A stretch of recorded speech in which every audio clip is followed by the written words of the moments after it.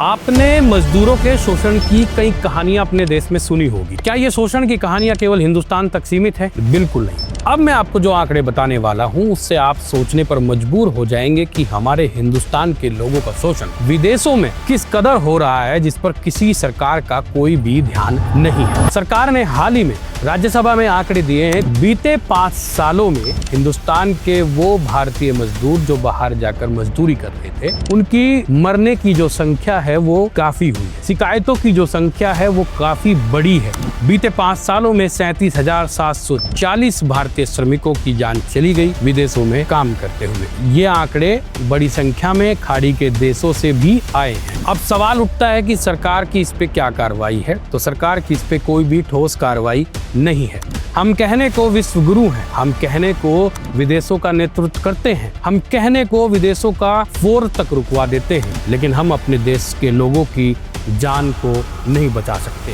भारत के वो मजदूर जो विदेशों में काम करते हैं, वो हर साल भारतीय सरकार को शिकायत के रूप में बड़ी संख्या में लेटर भेजते हैं, लेकिन उस पर कार्रवाई केवल नाम मात्र होती है। अब सबसे बड़ा सवाल ये है कि भारतीय लोगों की इतने बड़े स्तर पर जान चली जा रही है और भाजपा की मोदी सरकार मौन है।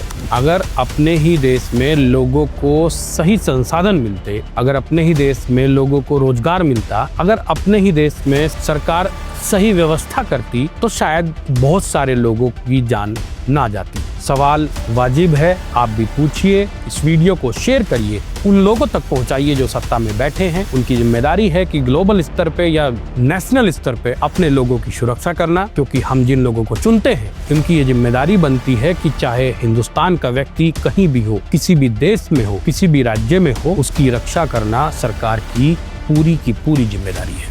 देश और दुनिया की ऐसी लेटेस्ट खबरों के लिए, जानकारी के लिए आंकड़ों के साथ मैं आप तक लेकर आऊंगा। आप देखते रहिए ग्लोबल बातचीत। ये वीडियो आपको कैसी लगी आप कमेंट बॉक्स में हमें बता सकते हैं। कोई सुझाव हो, कोई मुद्दा हो, आप उस पर भी कमेंट कर सकते हैं। धन्यवाद।